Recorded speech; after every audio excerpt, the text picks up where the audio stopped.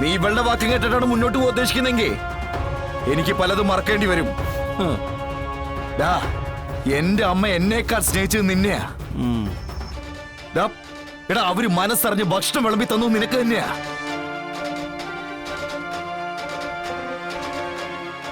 ഇതൊക്കെ ഞാൻ മറന്നാ പിന്നെ നീ ഇല്ല.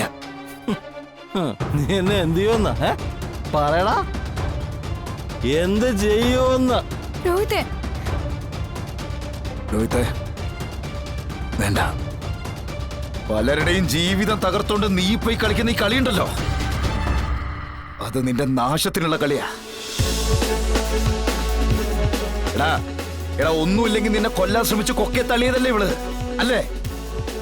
അതൊക്കെ നീ മറന്നാ?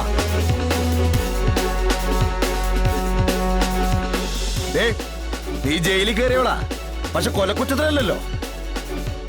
പക്ഷേ എന്നെ നീ ജയിലിൽ കയറ്റരുത്. അങ്ങനെ കേറാൻ വിധി ഉണ്ടെങ്കിൽ നിന്നെയും തീർത്തിട്ടേ ഞാൻ പോവൂ. രോഹിത്തെ കൂടുതലൊന്നും സംസാരിക്കില്ല. നീ ഇപ്പൊ ഞങ്ങളുടെ വാ. പോടാ, ഞാൻ വരുന്നില്ല.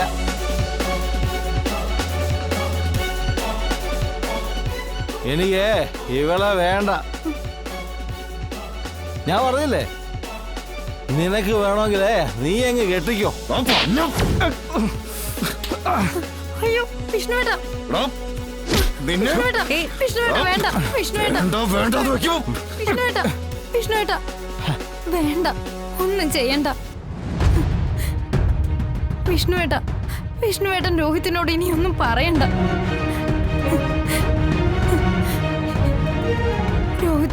രോഹിത്തിന്റെ ഇഷ്ടം പോലെ ജീവിച്ചോട്ടെ. എന്നെ മനസ്സിലാക്കുന്ന ഒരു ദിവസം വരും. അതുവരെ കാത്തിരിക്കാൻ ഞാൻ തയ്യാറാ.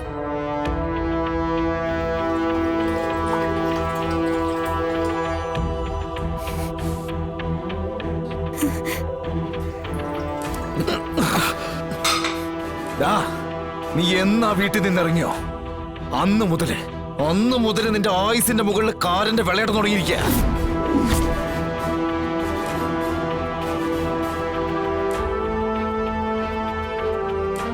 ഇവിടെ നന്നാവാൻ പറ്റുമെങ്കിൽ നന്നാവണം, അല്ലെങ്കിൽ ഒടുക്കത്തൊടുങ്ങില്ല. നീ തയ്യാറെടുത്തോ.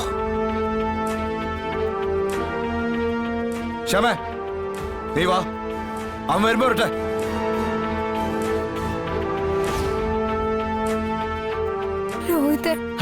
ഇറങ്ങി പോളെ.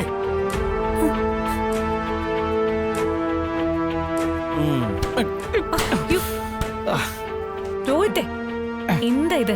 എനിക്ക്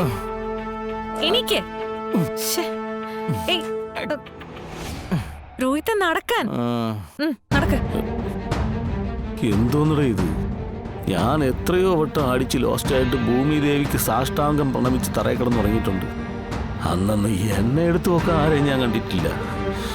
ഓരോരുത്തരുടെ സമയം